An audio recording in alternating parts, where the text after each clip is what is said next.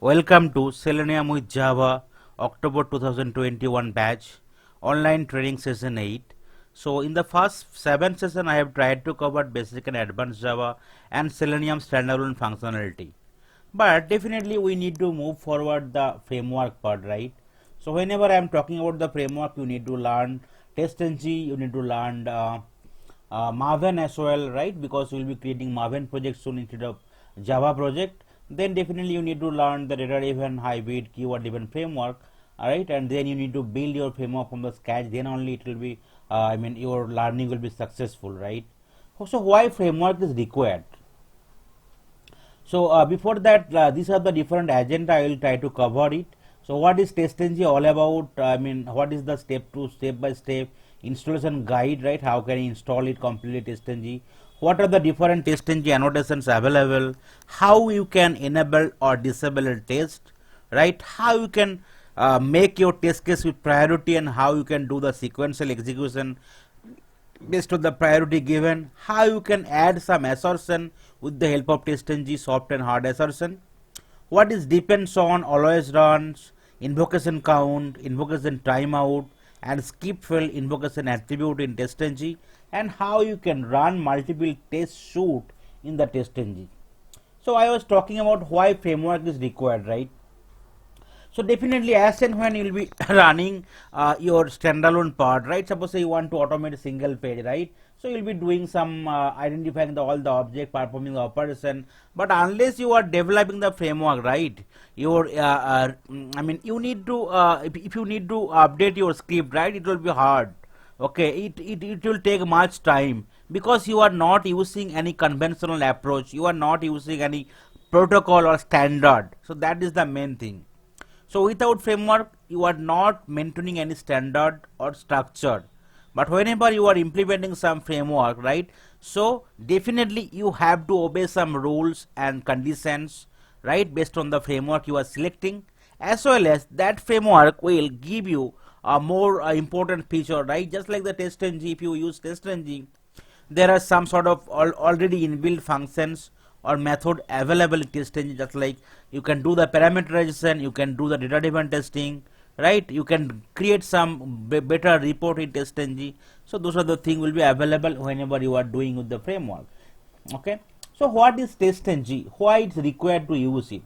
So okay, so primarily there are two type of framework available. Okay, so two type of framework available. One is TestNG, which primarily used by the tester. One is the JUnit, which primarily used by the developer for the unit testing. So TestNG can be used for the smoke test, regression test, system test, integration test, everything. Okay, so TestNG is nothing where test next generation, where NG stand for next generation, is a JUnit inspired open source automated testing framework providing several features like data driven testing, utility, annotation, parameter support, and the grouping features through which we can create more powerful and robust testing project, right?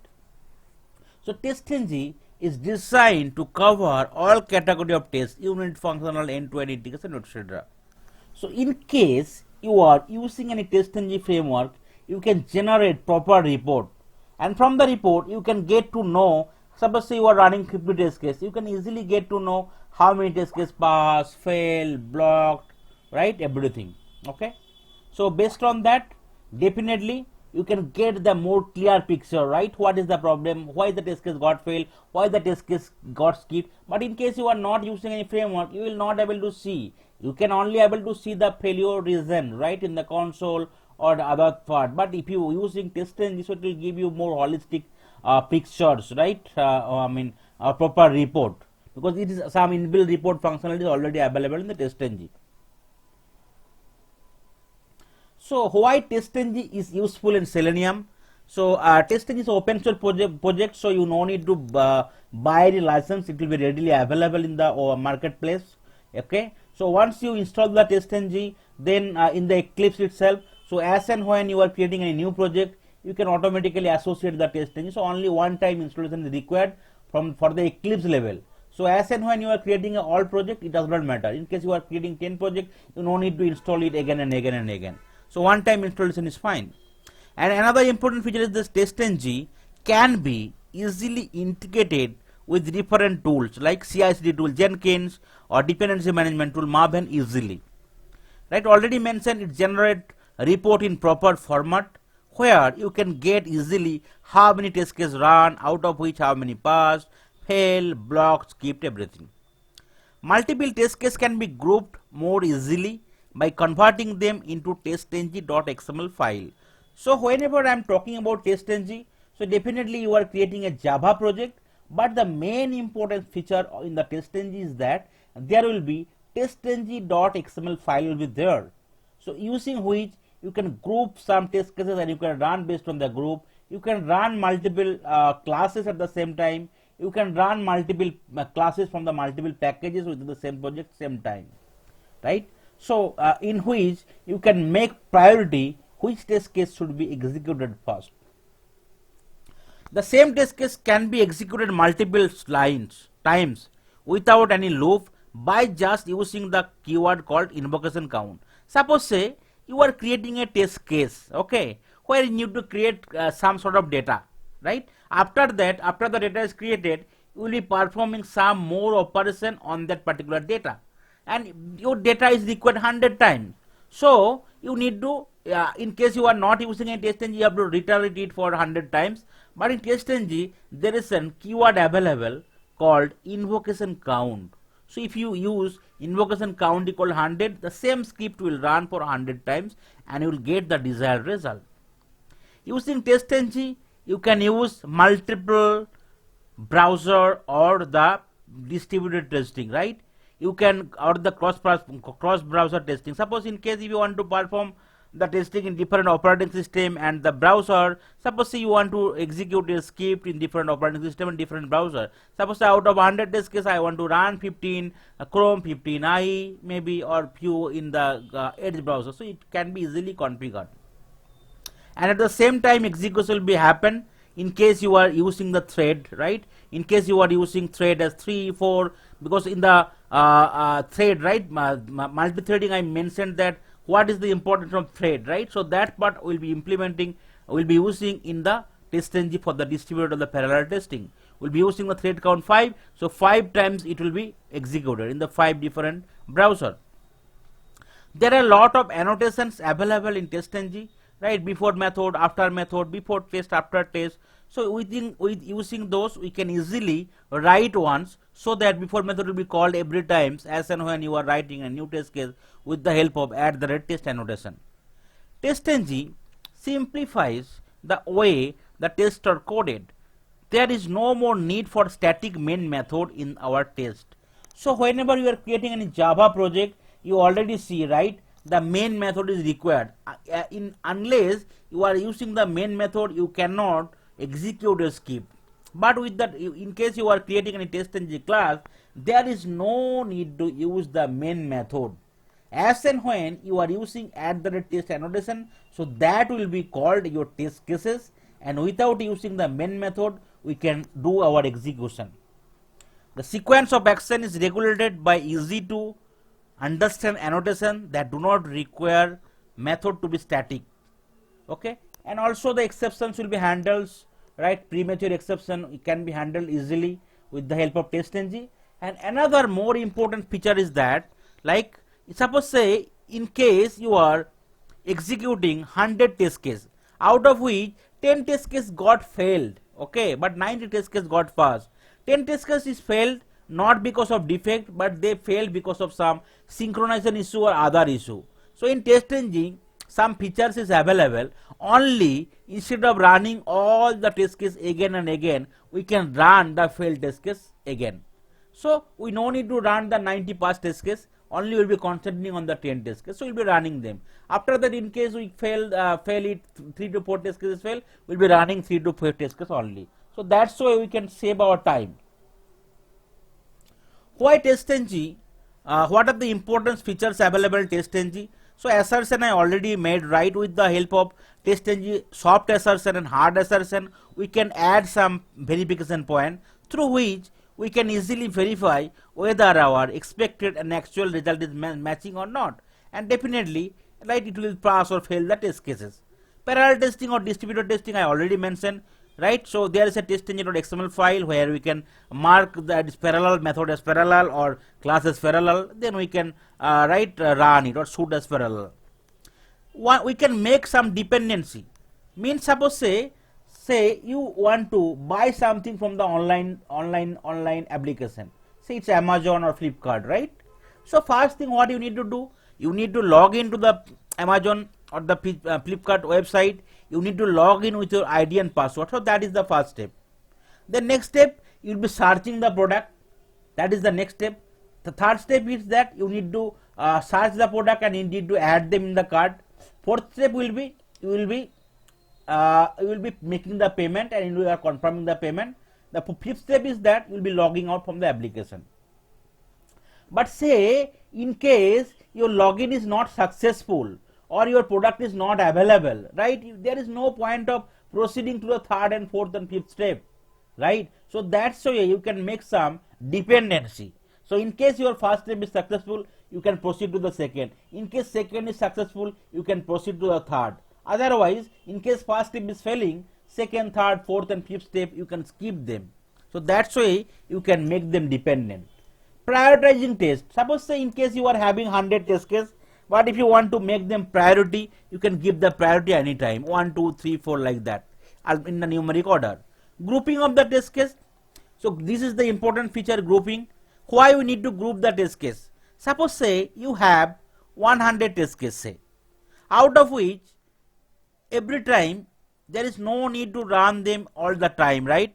So out of 100 test cases, suppose say there are 10 test cases for smoke test, there are 20 test cases for regression, there are 30 test cases for SI system integration test, there are 20 test cases for end-to-end, right? So as and when required, you can group them. You can name the group name is smoke, group name is end-to-end. So if you want to run only the end-to-end, so you can automatically run the 20 test case for which the group is mentioned as to E2E or end-to-end. So that is the very important feature. Data-driven testings. So in the TestNG, there is an annotations available called data provider, right? Through which you can take multiple data. Suppose say you are creating any data, right, where you need to give some variation.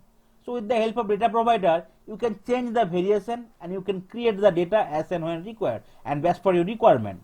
Reporting, I already meant, right, already said multiple times. In TestNG, like default reporting feature is available. So definitely it will give you more holistic pictures, how many executed, failed, passed, skipped, right, all this stuff. Parameterization, also a very important feature. Through parameterization, right, you can just change only one or multiple value instead of all the value which you will be derived by the data driven testing. So suppose say your 10 value will be fixed, but one value you need to change every time. So instead of data driven testing, you will be using parameterization. That parameter you can change it, which can be changed from the testng.xml file. So sometimes if anyone can ask what is the basic difference between JUnit and TestNG, so I already mentioned, right, TestNG is inspired from JUnit. So lot of features already copied from the JUnit only, but there are still some differences there. JUnit primarily used by the developer for unit testing, where a TestNG is used primarily for the testing team for the functional end-to-end, right, regression or smoke test, right. There are a lot of additional features available in TestNG, like before after shoot, before after test, before after group, which is not available in the JUnit, right. In TestNG, right, parallel testing is possible, but whereas with the help of JUnit it is not possible. The group concept is available in TestNG, whereas that is not available in the JUnit. And dependency also you can make it TestNG, whereas it is not possible in JUnit. So how you can install TestNG in your system? So you need to open the Eclipse. So let's, Harinder, yeah, sure. one quick question. Hmm. So in JUnit, can we do the in-doing testing? Like No, we have primarily it is used for the unit test by the developer. Definitely we can try, JUnit but yeah, but JUnit primarily used by the developer for yeah, please. do the unit testing, but I mean developer team can do the unit testing, but they cannot do the in-doing testing in JUnit.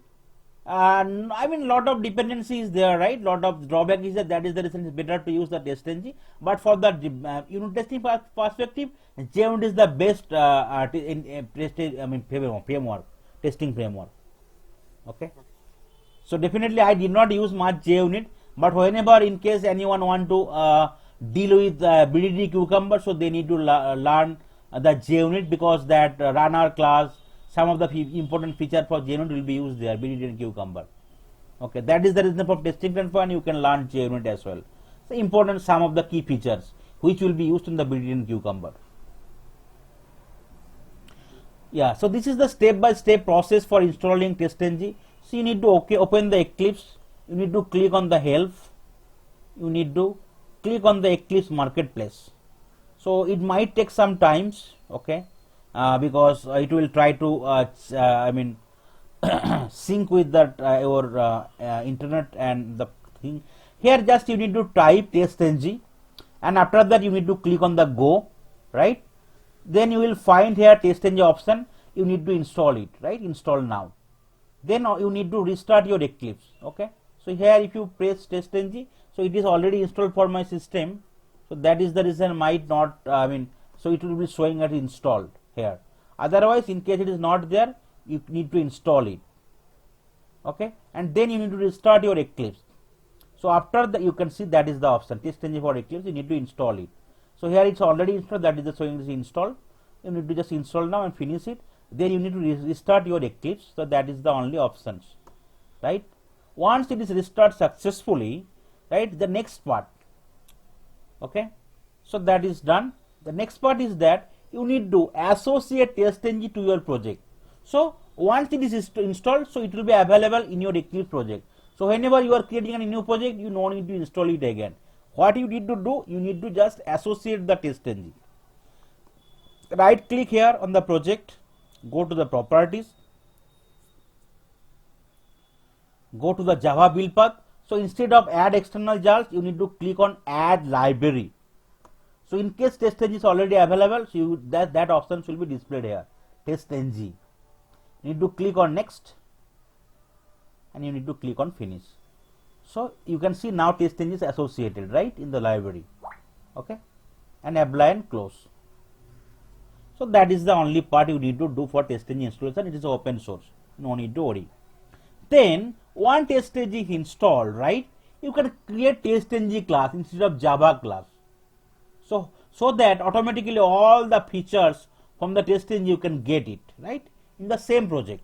Okay, so in the Java project you are creating on the package, right, and you are creating a Java class here. Okay, that is the class automatically Java class. But for if you want to create a TestNG class, click on the others options, new other. Then here you can type TestNG. Okay, you can see that under the TestNG folder there is a TestNG class available. You can click on the next. Okay, you can see that package name is test training and TestNG. I can give session or maybe TestNG session 8. Okay, so if you want to select the annotation, you can select it. All the annotations available by the default from the TestNG. There, in case you don't want to select, that is fine. You can click on the finish. So you could see the difference here, right? Automatically, @test annotation is getting added, and automatically a method is getting created with the name of f. So you can change the method. Okay. So I will be changing the method called test1 here, test1. Okay, and @test annotation, that is called test cases. So as and when you are creating @test annotation, every time that will be considered as a test case. So let's try to give some input here. Okay, so you can see the differences here. If we don't select the annotation during the installation, yeah, till automatically automatically that will be created.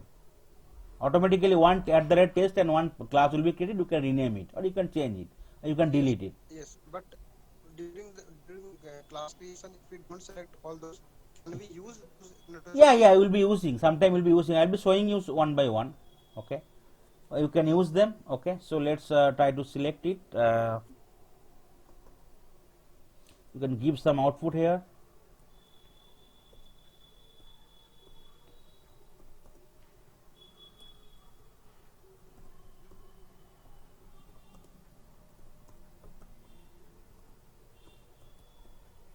this is method name, this is the return access modifier, this is return type. Okay, similar way I can create one more method, right, one more test. So every time in case you are using @test, so it will be considered as the test cases. So that is the reason two method cannot be same name, so you need to give the different name, but @test annotation will be considered as a test case.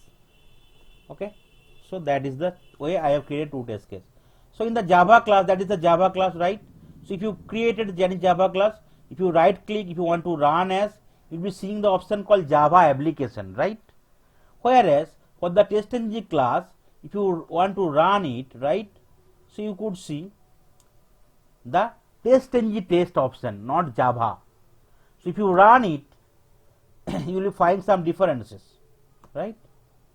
So definitely console that output will be there, but apart from that, you will be getting some more fruitful result.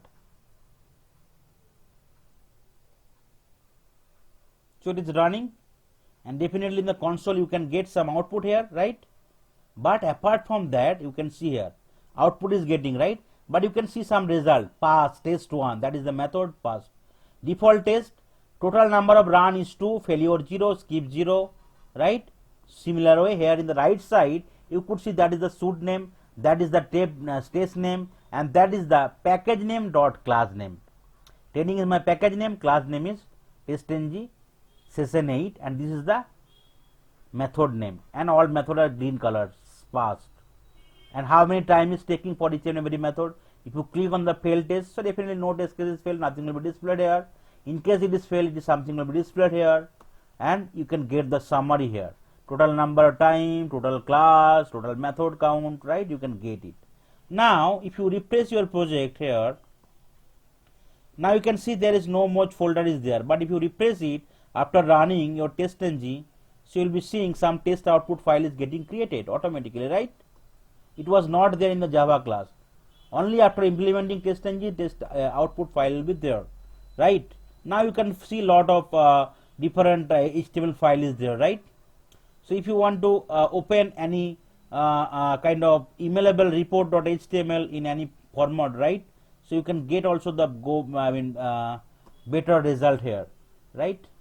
We could see here that will give you more kind of HTML report, default HTML report, which is already available in TestNG. Default test, that is the test name, total test case pass 2, skipped 0, failed 0, total number of millisecond totals pass, right? This is the package dot class name, this is your method name, right? And you could see here everything will be there.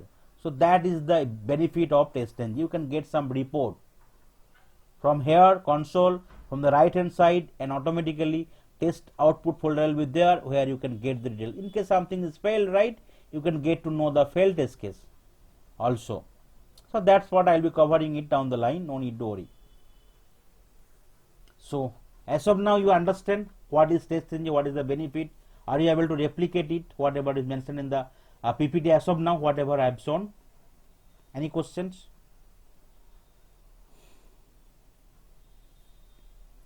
That's fine. Yeah. Okay. So then annotations, I will try to explain you what are the different annotations is there. So what is annotations? An annotation is a tag or material data that provides additional information about the class, interface or method in TestNG. Annotations are used to keep the structure of the test classes. This annotation invoke the method according to the invocation time. So these are the different annotation available. @test annotation mark a method as a test method or considered as a test case. Before class, so every class it will be executed once. After class it will be executed one. Group, in case there is a group is there, so it will be every group it will be executed one. After group it will be executed by once. After the group, before method, for every method it will be executed once. After method, for every method will be executed by one. Similarly, before test, whenever you are writing any @test annotation, in case you are having 3 tests, so 3 times it will be executed before and after test. Before shoot, it will be shoot level, right? So you know, right, in the shoot there will be test cases, so definitely in the test case there will be test method. So that is the hierarchy. And what is the sequence? So first before shoot will be executed, then before test, before class, before group, before method, test case, which is test. After that, after method, after groups, after class, after test, after should. So let's see how you can run it. So I don't want to write everything here. Okay, so it's already copying something. Yeah, so from that part I can copy. So group I will be showing tomorrow, so in the next class, because otherwise you will be not able to understand. So it does not matter what a sequence, so it will be go as per the annotation. So you could see right now there are a lot of error messages there, so you need to import all the annotation. Okay, so let's try to import the before method annotation. It is coming from where? It is coming from testng. So before method, after method, right? After class, these are the annotations available. Before test, after test, you need to import everything.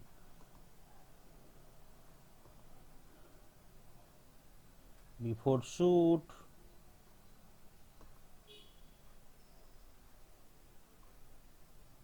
after shoot.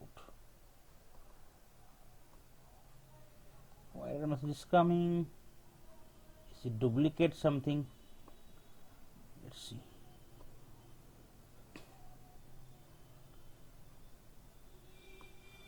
Okay, so before method, before class, after class, before test, All after. these you need to write in the TestNG class, or you can write somewhere Yeah, in else. the testng class only. Okay, let's see what's the So problem you is. cannot write these annotations in the Yeah, right. I think before shoot and after IBM shoot. class. Yeah, it will be create problem. No, no, no, no. Because it is a feature from the testng only. So in case you are creating a regular class, it will not be available. Right? Because this is the features from All testng these, only. yeah. So all these annotations I need to pass in the TestNG Yeah, class you need as to well. create a testng class. Then you need to pass it. Right. So then let's see. So there are two test cases there. One is the test one is the test two. These are the two test cases. And before method, after method, right? Before test, after test, before class, after class, I have tried to written here. So let's try to run it. Let's see what is the output and how many test cases running. So apart from at the rate test, nothing will be as a test cases, because these are the precondition of the post condition, but not the test case. You already know whenever designing something, right? There will be some precondition, there will be some post condition. Similar way, for every test case, if you need to write something, if you need to execute something, those will be executed. For every method, if you want to write execute something, that will be executed. But at the rate test annotation will be considered as your test cases. So if you run it here,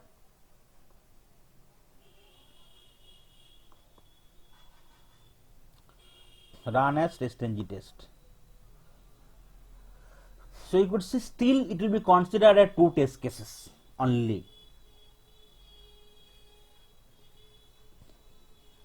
Okay, you can see two test cases and two is passed, right? Two is passed. But here if you go to the result here, you could see first before test is executing, then before class, then before method, right? Then your test case is first test case is getting executed, then after method, because it is method level, so every time it will be executed, then before method and test case number 2 after method, and then again after class and after test.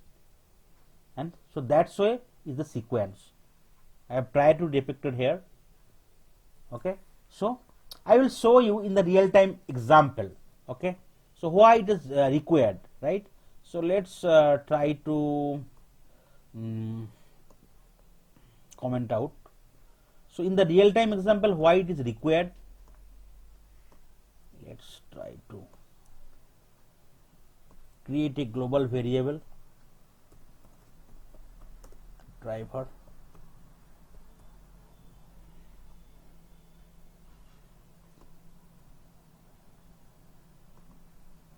I can copy the code here.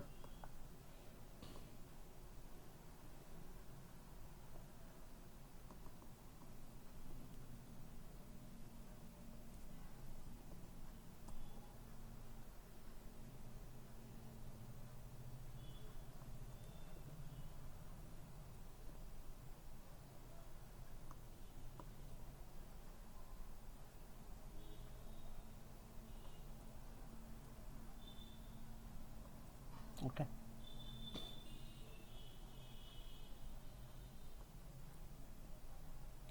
So that is the test case. Suppose say I need to write, right? So you could see I need to import the Chrome driver. So that is your test case. So you can write in the same way, just like in the Java you are writing, right, all this stuff. So your test case will be considered that only one test case. So if you want to run it, definitely it will open the Chrome driver, maximize it, pass the URL for the Facebook, and it will get the title of the page.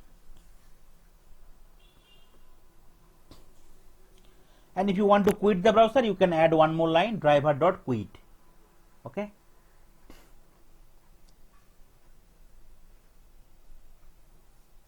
So then only you can understand the benefit of this method, before test, after test, before class, everything.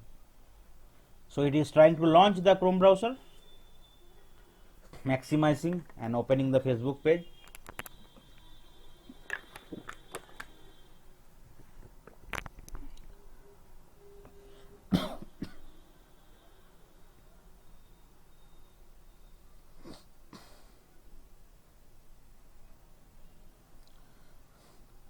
And definitely your execution is done, right? So you can get the result here. So run is successful. Okay. So you can, here you can see test case run 1, failure 0. Okay. And you can get the result here. This is your title, and this test case is passed. Now say you need to again run one more test case.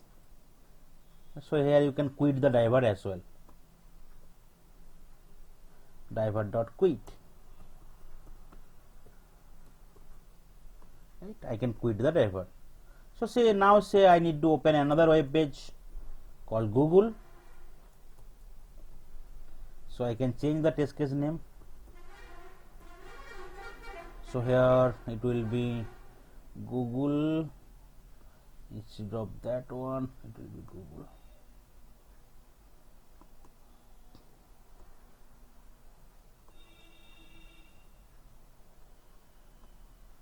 So similar way. Okay. Now if you run it, so your two test cases run based on the alphabetical order. So F, E, F, G, right? So F is coming first. So definitely Facebook will be executed first, and Google alphabetical order is later. That is the reason it will go later. Execute second part. Every time page driver will open, browser will open the page, get the title, close the browser, and second time also for the second test case also.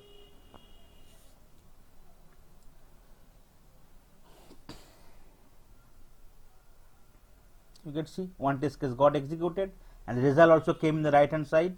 Again it is running for the other test case. So at the test annotation will be considered as a test case. So again you need to write the code again, right? So in case your same lines of code you need to write it. So what will happen? You have to write it again and again, and if you need to modify it, so you can see two test cases passed, right? You need to update everywhere. So the common part, right? I can, instead of in the test case, I can call it in the either in the before method, because for every method I need to run them, right? So that way I can call it. So I will be creating a before method. So every time as and when there will be method, right, I will be calling them. So what is my common part? What is my common part? That is my common part, right? So I will update in the before method. I will copy paste, cut paste it. It will be go in the before method. So you can see this is my setup method. So you can give the name as setup, where you will be setting up all the property for the browser. And in case if you want to close the browser, it will be your tear down. So I will be creating one more method called after method, so that after your execution is done, right, I will be quitting the driver, right? So this is your after method, right? Before test or after test, or before method or after method, anything you can do. Okay. So this is my after method. So definitely there is no need of keeping that line, right? This is not required now. Similar way, this line is not required now. But still the objective will remain same. Now you can understand, right? In case there are 10 test cases, and every time you need to update your path, right, or anything. Suppose you right now you need to run in the Firefox driver, so you can change it only single places, because this is a setup method. Every time in the real time right, for every test cases you need to close the browser, open it and close it in the real time, otherwise some problem can arise. So that is the reason, even if you are 100 test case, so every time you are performing some transaction you need to log out and you need to quit the browser. Again for the next test cases you need to open a browser, do the operation, and you need to use that same thing. So that's why in the real time framework we need to develop that way. Now you can understand the difference, right? But still it will work in the same way, but you can see your program, like you are, whenever you are writing the code, it's very simple, because in the before method or setup method, right, before the setup method you are doing all the code development for launching the browser and maximizing. After test, every time it will be quitting it, as and when there is a test, so every time it will be quitting your browser. And now in the Facebook page I want to launch only that page and want to get the title, and in the Google page I want to launch the Google page, I want to get the title. So that is the only difference you could see here. So that way I can use those important method, important annotations, right? Either before test, before class. Suppose in class level you want to only open only one time, so you can use before class. So in the class level, suppose say 10 test case there, so with the same browser you can execute 10 test case. So that is the different options given, but generally we should go for the before test and after test, where we can write the setup method and tear down method for opening and the closing the browser. You could see that same thing will be still executed. There will be no impact, but you can easily develop your code, and in case you need to like update your code, you can easily update in only single places instead of in multiple places.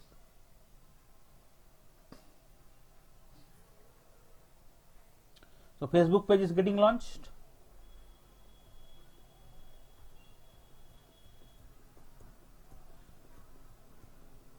It is getting closed. Google page is getting launched, it will be getting closed again. Okay, you could see both the thing is coming, and you could see the result here, 2 test case first, and here also result, total number of time, elapsed time, and summary also. So that is the benefit of this important method. Is it clear now? Yeah, it's a good example. I have one question. Yeah. So you said that they will go in the alphabetical order. The test Yes, yes, yes, created. yes, yes. So it will first run in Facebook because F, and then Right, G, right, right, right, right. for the Google. Yeah, yeah. So is there a way? Yeah, yeah. I'll be telling you. Right, right, right, right, right. So I'll be telling you that thing. So lot of limitation is there. That is the reason lot of functionality came into the pictures. Okay. The next one is I will going one by one. So maybe you can hold the question for some times in case it is covered. Then it's fine. Otherwise we will be discussing it. The next one is enable and disable the test case. Suppose say we already have 5 test cases. Say okay, but we want to suppose sometime we don't want to run a single test case. So how we can disable it instead of removing the lines of code from my test cases or commenting out, right? So in case I commenting out, I forgot it something, right? So there is some attributes available in the test-ng where I can enable or disable test. Okay. So if you want to enable a test, so definitely, but you no need to do anything at the test case level here. But if you want to disable something, some test cases, so you need to make as enabled equal to false, right? So by default it will consider enabled equal to true. In case you are not making anything, it will still take enabled equal to false. But if you want to make enabled equal to false, sorry, enabled equal to true, if you want to make enabled equal to false, those test case will not be executed here. So let's make it here enabled equal to false. Okay. So that test case will be not be executed, but other test case will be executed. In case you are making it enable equal to true or blank, so that does not impact. Same thing, enable equal to true or blank is same thing, but enable equal to false means that test case will not be executed whenever you are running it from test-ng test. Let's try to run it.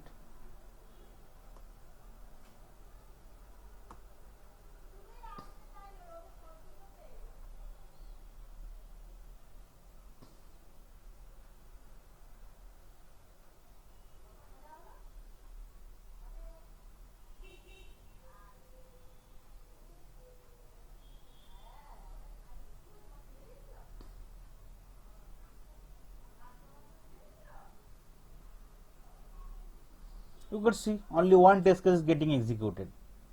Okay, only Google. Other test case is not executed because run is 1, right? So let's create one more test case here, which I can give the name as Rediff. Okay, here I can remove it, enable equal to true. So still it will be executed because by default it will take enable equal to false. Okay, let's try to run it. So whenever it is mentioned 11 equal to false, so a Facebook page, that test case is not getting executed or that method is not getting executed. Otherwise, enable equal to true or blank, it will still consider enable equal to true and that will be executed. So that's way I can enable and disable a test as and when required from the right TestNG class or TestNG suite.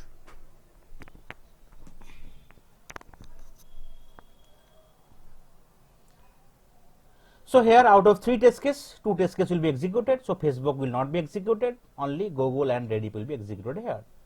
So in case you are not making anything, so it will be taking by default enable equal to true, and also enable equal to true also definitely will be executed, but only wherever is enabled equal to false, that will not be executed.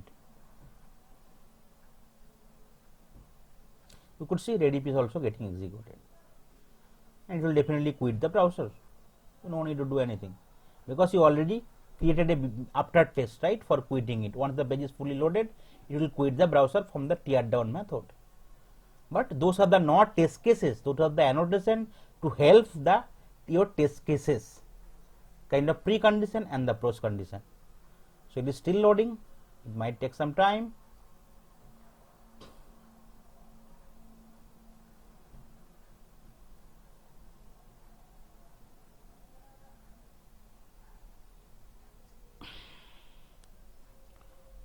Because of so many pictures.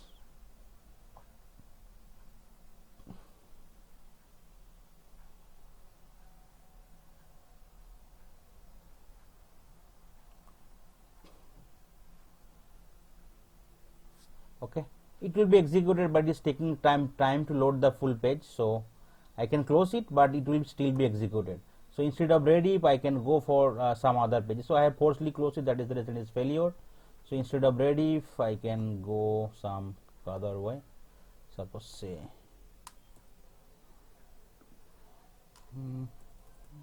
Can you do apple.com? sorry, I Can can you do apple.com instead of Rediff? okay, fine, that's fine, not be a problem, which will be taking less time. Okay, so that's why you can enable or disable a test.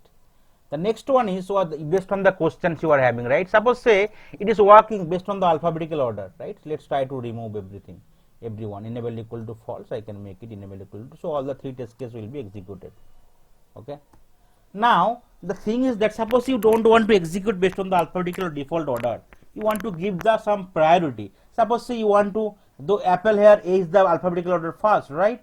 So definitely it will be executed first, and then your Facebook and then your Google. But I want to run Google first, right? Then how we can, right, do the execution, okay, for the Google. So that is the reason there is a concept called priority is also annotation. So in any automation project, most time tester are required to configure test suite to run test method in specific sequence, or user must give precedence to certain test methods over other. Just like I mentioned the simple example of the web site, right? Flipkart, Amazon. You need to log in first, then you need to search the product, you need to add them the card payment, and then log out. But in case based on the alphabetical order, your logout is coming fast, right? So it will fail the test case. So unless you are logging in, so there is no point of logging out, right? So that is the reason you need to give some priority 1, 2, 3, 4, 5. So then only your login will be successful, your searching will be done, your cart adding to the cart will be done, payment will be done, and logout will be done. So that's why you can give the priority. So TestNG allows user to handle scenario like this by providing a priority attribute within the test annotation. By setting the value of this priority attribute, user can maintain order the test method as per their need. So priority should be all the smaller word and equal to, and here it will be numeric part. So no alphabetical part will be considered, no decimal part will be considered, it will only 0 Negative also it can take, but numeric part. Negative 0 and all the numeric part. So negative will be even before executed before 0, and after that 0 and then the positive part, right? So this is kind of integer value we can give, either negative 0 or positive value, but it will not take any other value, alphabetical order it will not take. And whenever you are giving the priority, it should be molar, everything should mean like lower case, not in the upper case. And then suppose I have 3 test cases, right? So only one I have given the priority. So in case you are not giving any priority, so by default it will be considered as default priority, which is 0. So in case you are giving priority for 1, so that will be executed later, because by default priority will be taking 0. And in case your two test cases having same priority, then again alphabetical order will be there. Suppose in case you have given out of 3 test cases you have given priority, 1 test case is 1 and other is 2 and 2. But for 2 is again same. So for those test cases again it will go for the alphabetical order. So that's why I can give the priority. So here if I want to run Google first, right? So I can give priority. Suppose say -5, I can give it. Okay, equal to -5. So you can, there is no, you need to give any sequence, there is no. It will consider based on the value you are giving it, right? So suppose say that priority I am giving is +5. That's not be a problem. So it will take based on the value you are giving. And in case I am not giving the other one, so it will be definitely by default 0. Okay, so here that will be executed first. So that is the default priority 0, it will be executed second, and 5th is the third priority, it will be given executed third. So that's why execution will happen here. Let's try to run it and let's see what is happening here. So that's why you can use the priority in case you don't want to execute the test case based on the default alphabetical order. You can make them priority, and based on the priority your execution will happen on the test level or in the method level.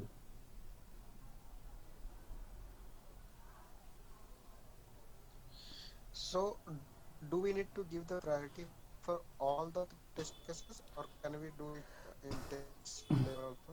Yeah, definitely you can give in the test case level, on the test case level only, not the step level. Test case level, right? No, Test suite level, I don't think that priority would be required, but because definitely whenever you are creating any test suite, right? So definitely your test class will be coming first. So for each and every class that will be your priority will be given, and also at the class level you can give the priority. Okay, so that from the class level to the test level it will go, or then it will go to the method level. the class level also we can give up. Yeah, right. Yeah. So you can see it is working based on that alphabetical order. So now you can see here the output. So it will be definitely based on the priority we have given it. Okay. So Google is executed first because we have given the priority of the Google as -5. Then Apple by default priority, and third is the Facebook, which is +5. So that's why you can give the priority, right? So now if you want to change it priority to P, caps P, right? You could see some error will be there immediately, because that will not allow, only lower priority, right? You can see defined annotation test, right? So that is not possible here. And if you change it to suppose some decimal value or alphabet value, right, it will also not allow, right? Only numeric, negative and 0 will be allowed, right? You can see the data message is coming automatically. So that is some suggestion will be given by the test engine. So all the error I have tried to given here. Yeah, all the importance thing from the priority and enable disabling test as well as all the annotations. So any questions so far? No, that's very good to know. Thank you. Okay. Okay, then I think you can unmute in case you are having any questions. You can you can unmute yourself. Otherwise, it is creating some disturbance. Okay, then is the assertions. Next is the assertion. Okay, so why assertion is required? Assertion is nothing but the verification of the checkpoint, right? So suppose say in the normal, whenever you are designing a test case, right, you need to verify that after entering the data, that field is enabled or disabled or not. After entering the data, after filling is are we able to go to the next page or some error will displayed or not. So that's why I can add some assertion or verification point, right? So assertion in TestNG are used to verify whether the test is failed or not in TestNG framework and automation framework also.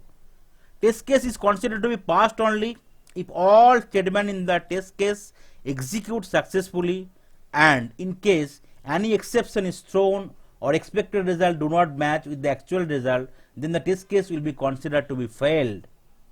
There are two types of assertion available in TestNG. One is hard assertion, one is soft assertion. So hard assertion are the usual normal assertion provided by TestNG. But in the hard assertion, the problem is that in case assertion is getting failed, your next line of code will not be executed. It will halt the execution there. So that is the one major drawback of the hard assertion. So let's try with some hard assertion, right? So before that, so these are the common assertion provided by TestNG: assert equal, assert not equal, assert false, assert true, right? So suppose say I for here also I want to add some assertion here. Say assert, that is the class available, assert dot assert equal, right? You can see this is the different method is coming from the assert class. So that is hard assertion. So in case something is getting failed, it will fail there. So I want to check with that integer value here. Suppose say I am giving 10, I expected is 11. So definitely my test case will fail, right? So what happened? But this is my last test case. So here happened, what happened here?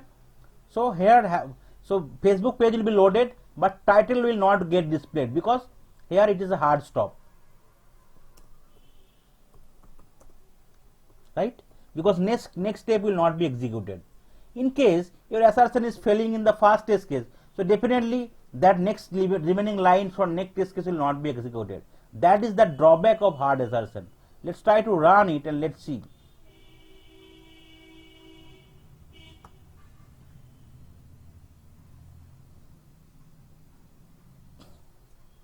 What is the problem happening?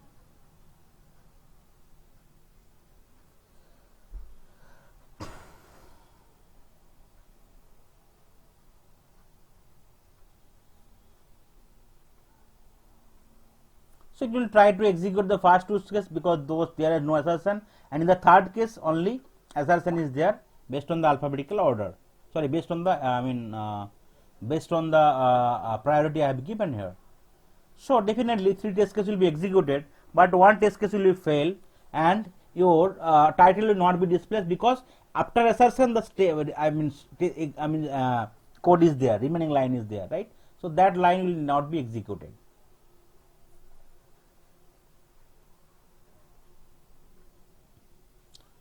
Okay, and also browser will not quit because of the failure of the assertion. Browser will not quit. You can see here. Okay, browser is getting quit, but your test case is getting failed here. Okay, you could see the failure result, right? You could see the Facebook also coming here. Okay, hard stop, but yeah, it is only getting failed. Okay, that's fine. Okay, you could see here 2 test case got passed, 1 test case got failed, and what is the failure problem? That is the problem of the failure. Expected is 11 but found is 10 because of the issue. Now if you want to get more about the result, right, what is the assertion, you need to select that method whatever got failed. You need to check here, you need to right click here, you can copy either TestNG message or TestNG trace and you can paste in the notepad, right? I can paste it here. Suppose say I want to paste it here, you can get the details here. You can see all the details you can get easily to understand the problem. So that is hard assertion. So it might create some problem to stop the execution for the remaining line of code. Okay, but I had given 3 test cases, so 3 test cases got run successfully, but the failure is coming, and that is the reason, right? You could see here the Facebook output got not displayed here because that line is getting not displayed, not executed. It is not getting executed because of the hard assertion. because once the assertion is comes, remaining line of code execution will not be happened. That is the one drawback, right? You could see here the first Google is coming, Apple is coming, but Facebook is not being displayed. But you could see three different details, right? As and when hard assertion will get failed, your execution will halt there and remaining lines of code will never be executed. That is the one drawback. So to avoid this, we had concept called soft So, assertion. Yeah, So one if question before you continue. yeah, sure. if the test cases, test case get failed in first, if Yeah, first test case if is the getting first failed, test case is getting so failed, second test will not other get. test case will not be executed. Okay. So as and when it is getting failed, the remaining lines of code will be stopped there. So that is the reason you are not able to get the title here, right? For the third one. In case first is getting failed, second and third will not be executed.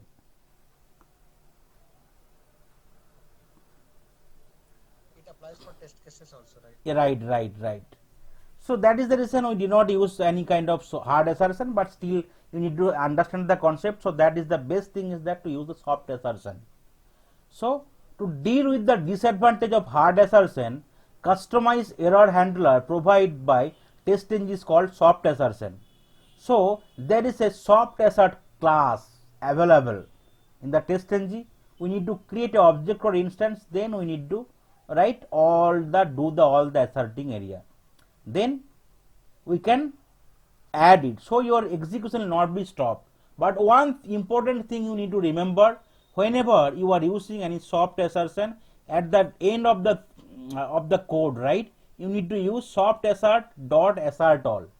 Otherwise all your test case will be passed, still it is getting failed, but still it will be getting passed, because you need to use that at the last line of the code. Soft assert dot assert all, otherwise soft assertion will not be valid. So let's implement this first and let's see, right? So here instead of the hard assertion, Haradan, I could not get that one. So yeah, I'll be showing you. Okay, every let's me, time, yeah, every time will be every time use, we need, yeah. So every time we need to add this line at the right end of test case. right at the end of the test case, soft assert dot assert all, I mean whatever object you are creating dot assert all, because that is only asserting all the assertion, soft assertion. Otherwise all your test case will be passed. Let me give you the real time example. Soft assert, suppose say I am creating a new object, new soft assert. Let's see it. So I need to import that soft assert from the, then similar way essay dot assert equal, right? So I can give something called 15 and 16. So definitely it will be failed, right? It should be failed, right? So it's kind of assert expected and actual mismatch. So but what happens? So here till test case will be passed.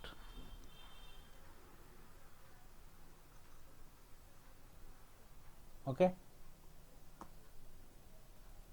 So let's run it. Let's see. Or I can comment out once more test case. So it will execute only first. Okay. Let's run it.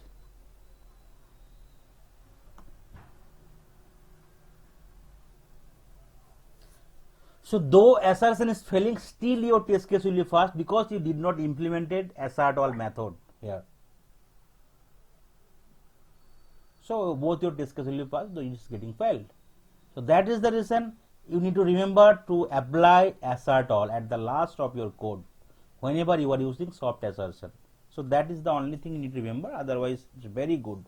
Soft assertion is most of the user, most of the tester who are doing the testing with the TestNG, they use soft assertion only for validating something to check with the expected and the actual result. You could see both the test case got passed, though my assertion is getting failed, right? Both test case is getting passed. So now what you need to do? You need to do, right, essay dot assert all. You need to call that method only. So what happens? Your next line of code will not be stopped. Though your test case is getting failed, but it will not halt the execution. So all the remaining remaining test case will be still executed. That is the benefit of, but only that point, right? Some error message will be come and that test case will be fail. Otherwise, it will even that next part will be executed. That title you can get to get. So because it is not stopping the execution, it is only throwing the error and it is failing that relevant test case or test steps, you could say, but it will not stop the execution.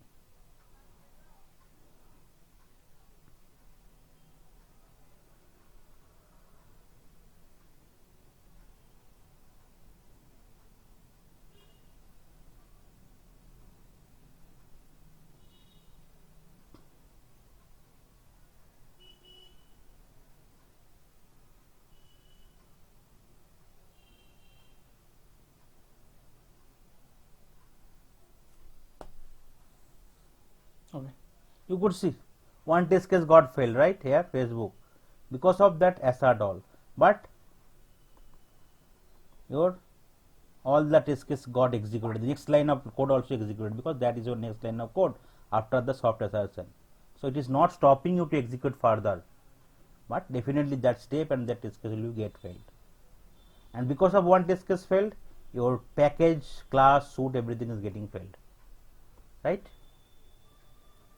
Is it clear now? Any questions?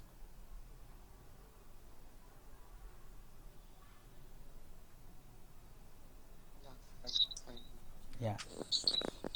So we need to declare this soft assert. Yeah, because In soft assert is each- a class. Okay, so you need to create a object or instance. Then with that object or instance, you can call all the method, and at the last of the line, you need to call that assert all method with the help of that object, whatever you are creating for the soft assert class.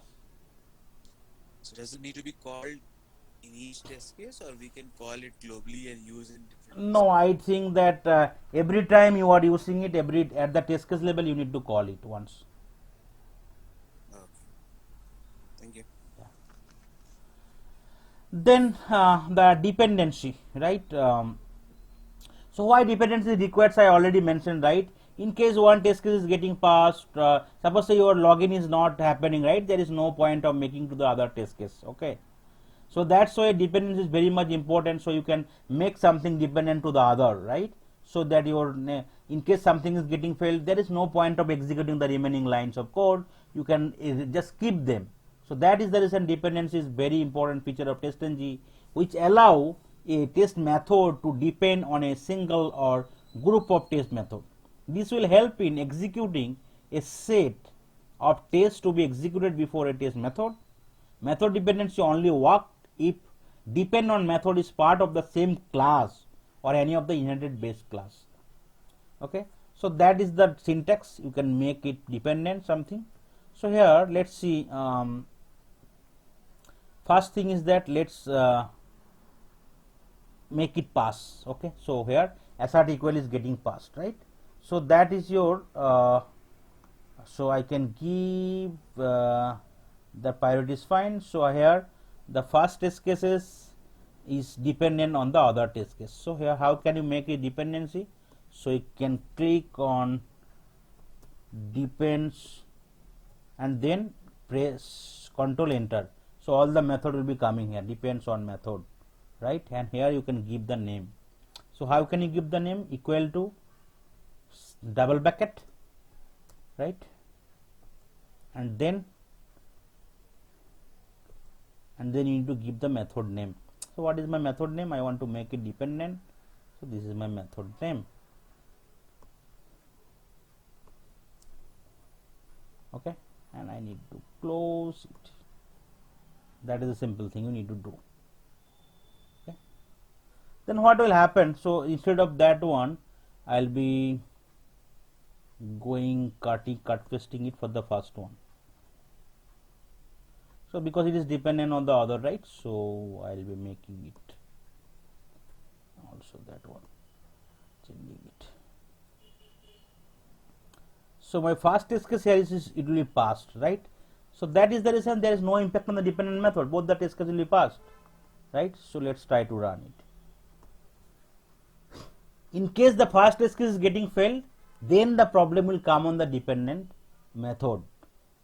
So here assertion I make it same. So there is no failure of the first test case. So both the test case will be executed.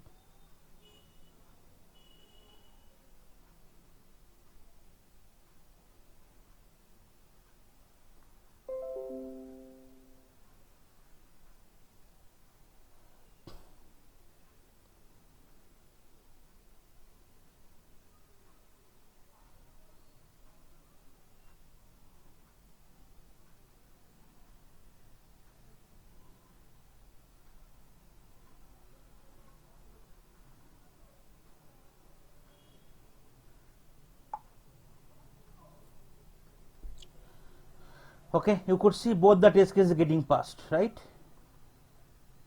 So now let's fail the first test cases, which will be dependent on the other. Okay, so what happened? Now you can see that difference.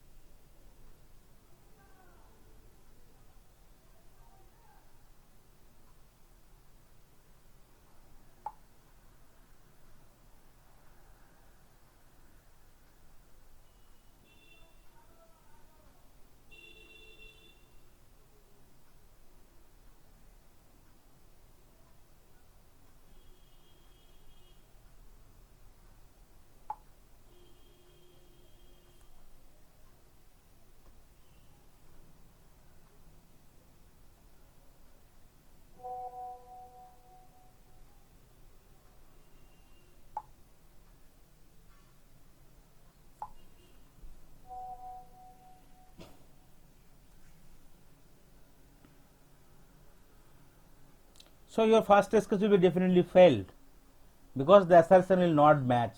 So what will happen for the second test case? It will never be executed, it will be skipped because you have make it dependent and your first test case getting failed. So you can, there is no point of executing it, right? So in case your login is failed, you definitely there is no point of searching the code, or in case searching is failed, you can, there is no point of adding the card, right? You can see here one test case got skipped in the yellow color. You can see it is skipped and one failed because it is dependent on the other. Okay, so that's why dependency work in the real time. You could see one test case failed because of the error expected actual, and another test case got skipped, right? This is skipped here because it is dependent on the other method which is getting failed. So that's why you can make a dependency. But still, in case you want to execute the dependency test cases, there is an option called always run attribute. So in case always run attribute set to true for any test annotation, the test method will always be run even when dependent method got failed or skipped. So why it is required? Suppose say your login is not successful, login is successful but product searching is not successful. So definitely, right, you will not execute that adding to cart or payment part, but definitely you need to log out and close the browser. So your browser test case should always run. Closing the browser or log out should always run, whether your product payment is happening or card is happening or not. So for specific test cases, I can make another one always equal to run, so that will be executed. It does not matter whether your test case whatever is dependent is executing first or not. So always. So in case you need to give multiples, it will be a comma. Okay, so that is the simple thing you need to make it. So now you could see first test case getting failed, the dependency test case, but still the whatever other test case which is dependent on the first test case will be executed, and definitely based on the outcome it will be passed or failed based on the code you have written for this test case and based on the behavior of the application.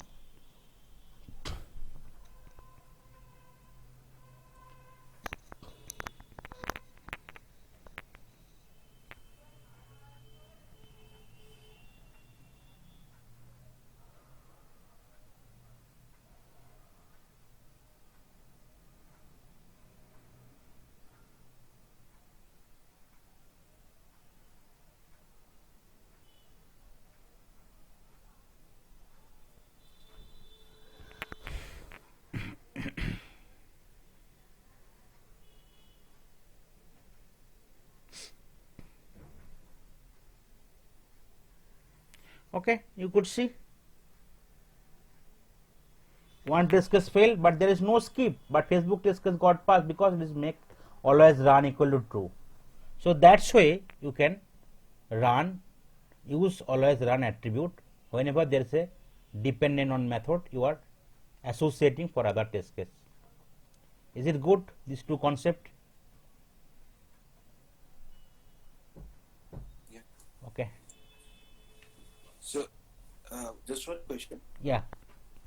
So we are making it dependent on the previous method, but Yeah. still wanted it to run. Right. So is there any like, do you have any kind of real time Yeah, real time examples example which I you am can given, provide right? with? So suppose say you have four method, right? So first method is your login and then searching and then your ordering and then payment and the logout and the closing the browser.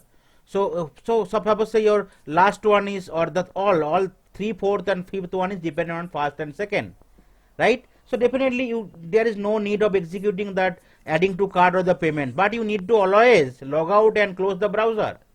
So that is the reason that part you need to always make it always run equal to true, so that your logout will happen and browser will be closed, right? That is the real time example. That's it. Yeah. Thanks. Yeah. Then invocation count, okay, and skip fail invocation attribute and that invocation timeout. So I already mentioned, right? Suppose say if you want to run a particular test cases, okay, multiple times, right? So that how you can do it, right? So definitely so there is options, right? So that is the call invocation count, right? For the data creation, if you need to run it multiple times, so suppose I will be running it for at multiple times. Okay, so let's pass it for now 15. So invocation count is a testng attribute that defines number of times a test method should be invoked or executed before executing any other test method. Can you make it mute, please? Okay, so if invocation count equal to 5, 8, 10, so it will be executed 10 times. But suppose say in case your test case is getting failed, right? So do you want to fail it multiple times? No.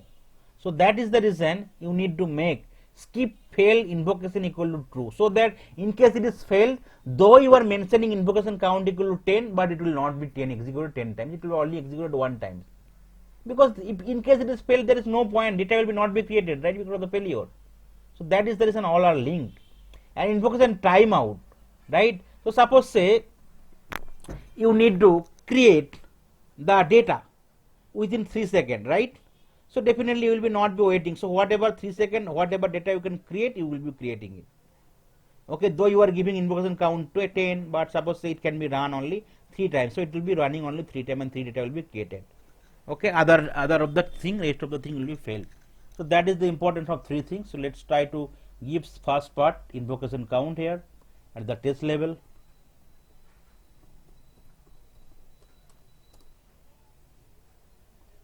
So I am giving equal to 3. So what happens? It will be executed 3 times.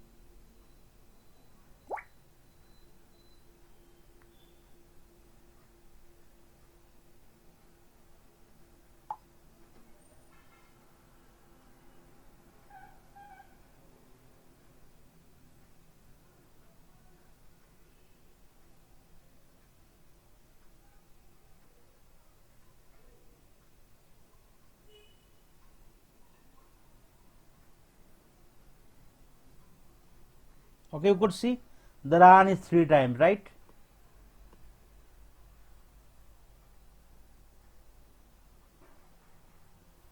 Okay.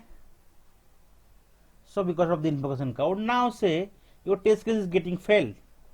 right? And you don't want to fail it multiple times, so you can use invocation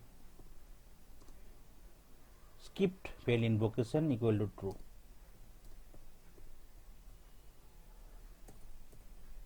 So that it will be only executed one time in case it is failed.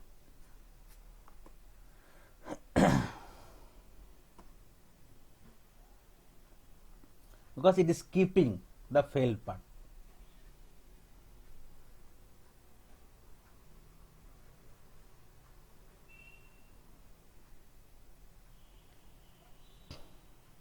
So ideally, we should give this annotation every time. Yeah, at the Every test case cases. level, right? Yeah. Yes, it's test case specific only. So if we are making any validation Hmm. with the help of assert, Yeah, so every time we you need to need to give this give it, right? annotation, I Yeah, think. definitely every test case will be not running every time, right?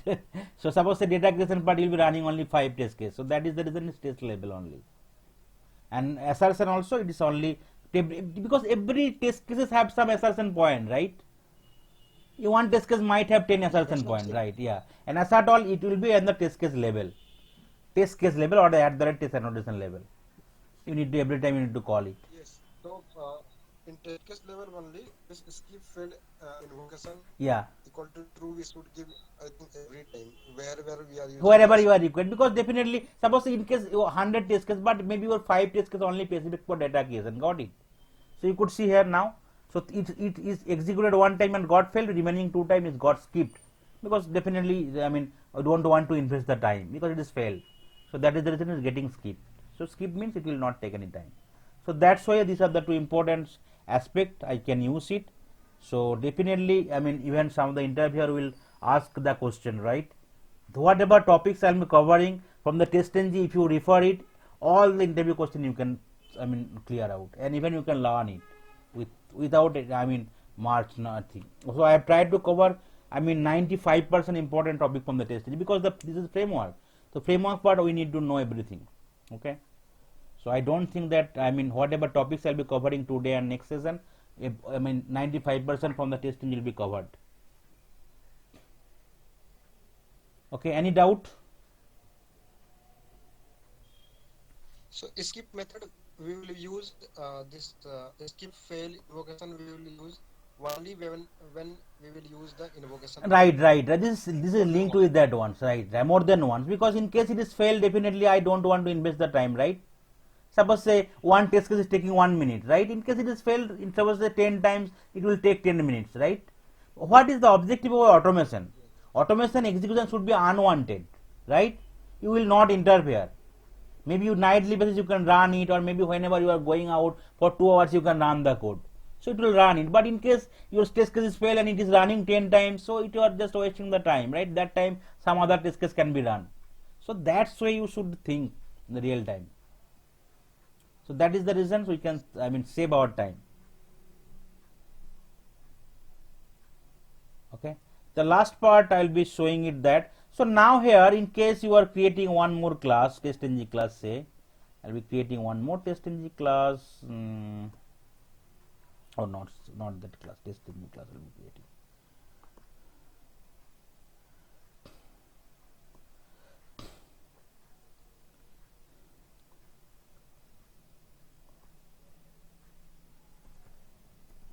So Zen8. Okay. Here I can keep some name.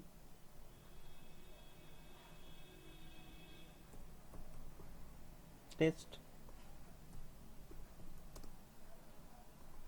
So this is the another method I am creating. I am another class I have created, right? So now you can see you can run only one class at a time, right? Either this class or this test ng class.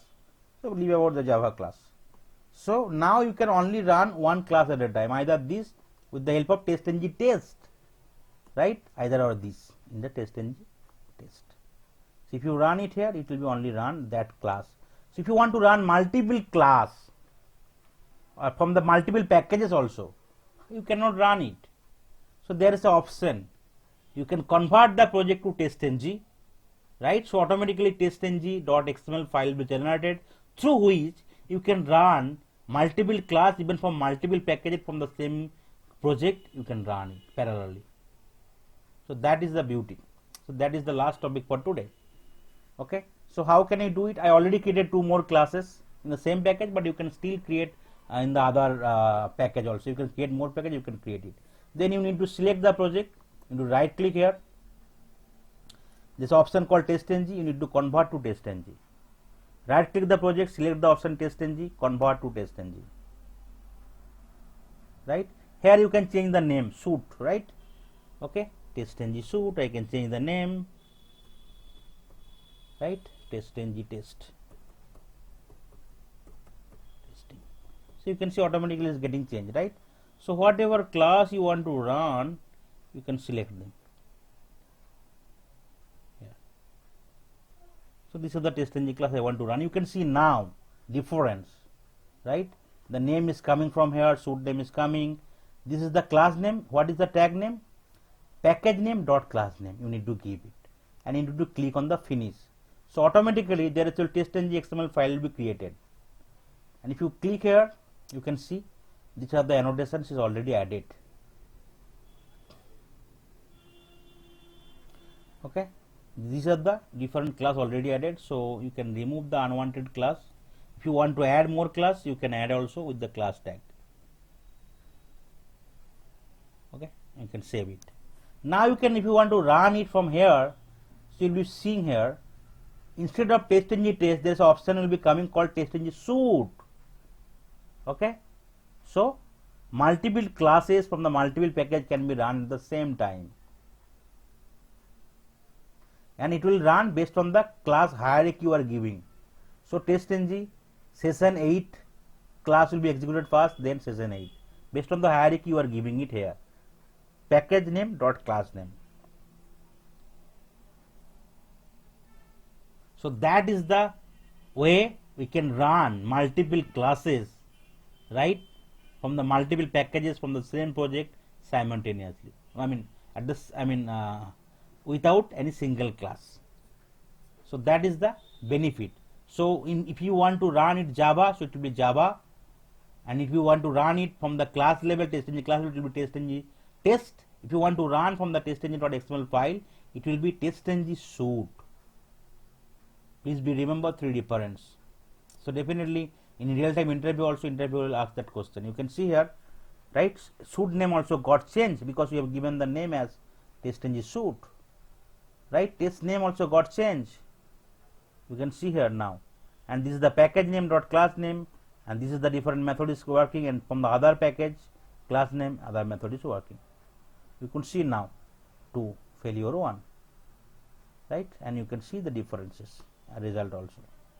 So that's why you can run it. Suppose say now you are working adding one more class, right? Just you need to add it in the class tag in the testng XML file.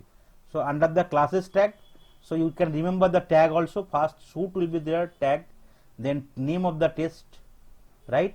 Then your under the classes tag, all the classes will be there, and then you need to close the classes tag, test tag, and suit tag. So that is the syntax for testng.xml file. If you remove everything, you can also create it by your own. Okay, so that is the last topic for today. So I am recapturing again. So Radhan, one more thing. Can we convert a normal class, I mean Java class, to testng? We can convert it, but the problem is that because there will be no annotation at the rate test annotation will be there, right? So then it will be not consider it, right? That is the problem. So here there at the rate test annotation will be there. So whenever there is at the rate test annotation available, only testng consider those class. Otherwise there is no point, right? Because testng will concentrate on the area.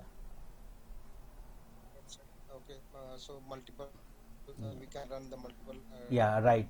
class Yeah. in the Yes. testng test suite.